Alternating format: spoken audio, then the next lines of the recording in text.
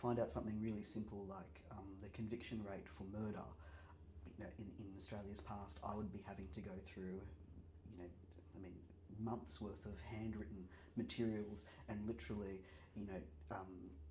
transcribing them myself and then later doing some analysis on them. So the kinds of questions that we can ask now, having now access to this database with 500,000 records of Australia's criminal justice history, also would have been completely unimaginable even 5 years ago when we were first approaching this topic. And so I think one of the biggest changes for me in having access to that data now is really thinking about historical criminology as a particular research area. So what does that mean? It means applying various criminological approaches, trends over time, patterns in criminal justice to the past in this big scale data that we could never have done before.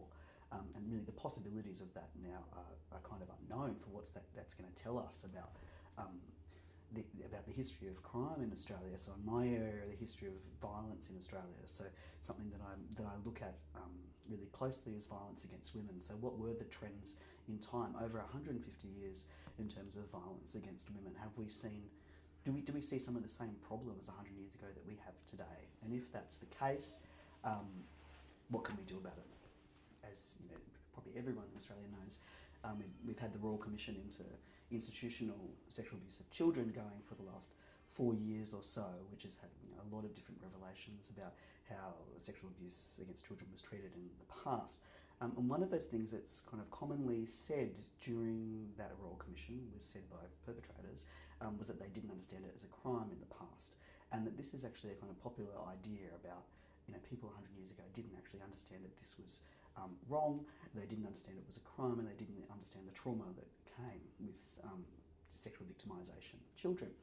And so what my work has done is tried to actually break down that myth and really significantly challenge that myth.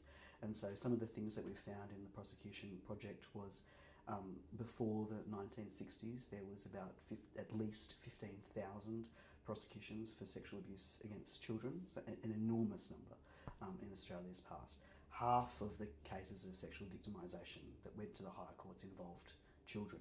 Most of those cases got convictions. So the problem was not actually the law.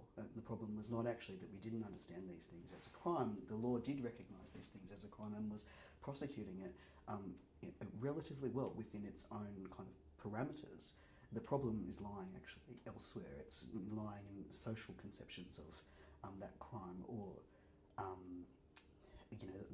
lying in the family, or in a lot of other areas, rather than actually that we didn't understand that as a problem.